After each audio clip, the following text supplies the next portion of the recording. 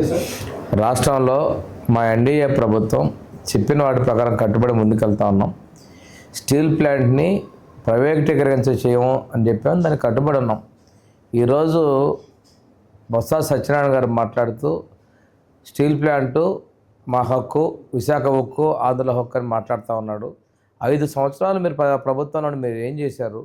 ఆ రోజు ఏనాడన్నా ఆపే చర్యలు చేశారా? ఈరోజు కేంద్రం నుంచి నిధులు తీసుకురావడంలో కానీ, ఈరోజు దాన్ని లాభాలు తేవడంలో కానీ మేము విజయవంతమయ్యాం. ఇది మేము ఎప్పుడు కూడా ప్రైవేటీకరించబోము అని మేము స్పష్టంగా చెప్తున్నాం. దాన్ని ఏదో రాద్ధాంతం చేస్తా మీరు పెద్ద మాట్లాడటం ఇది తగదు. మీరు చేసినటువంటి దానికి మీరు ప్రతిపక్షంలో కూర్చున్నారనే విషయాన్ని మీరు గమనించుకోండి. ఇంకోటి మీరు మాట్లాడుతూ పెన్షన్లు అక్రమంగా తీసేస్తున్నాం అంటున్నారు. మీరు చేసిన తప్పుడు పనులు మేము చేయడంలా.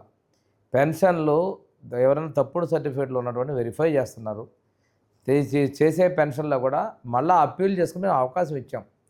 మీకు ఏదైనా పొరపాటున ఏదైనా ఇబ్బందులుగా ఉంటే అప్పీల్ చేసుకొని మళ్ళీ వెరిఫై చేసిన పెన్షన్లు ఇస్తానని స్పష్టంగా చెప్పడం జరిగింది.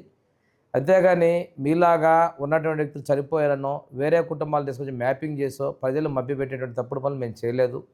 ఇలాంటి అసత్య ప్రచారాలు మానుకో. ఏదో ఉన్నాం కదా, మేమేదో మాట్లాడాలి కదా అని చెప్పి మీరు మాట్లాడుతూ ఉన్నారు. మీ నాయకుడు చేసేటువంటి తప్పుడు విధానాలని, మీరు అప్పుడప్పుడు వచ్చి మాట్లాడే విధానాన్ని ప్రజలు తీవ్రంగా పరిగణిస్తున్నారు. ఈరోజు సూపర్ 6 చెప్పిన విధంగా మేము అమలు పరిచాం. ప్రజల్లో సంతృప్తి స్థాయి ఉంది. ప్రజలు మా ప్రభుత్వానికి మద్దతు పలికితేనే పులివెందుల, ఒంటిమిట్లో కూడా విజయం సాధించే విషయాన్ని గుర్తు తెచ్చుకోమని చెప్పి నేను వాళ్ళకి తెలియజేస్తా హితవు పలుకుతా ఉన్నా.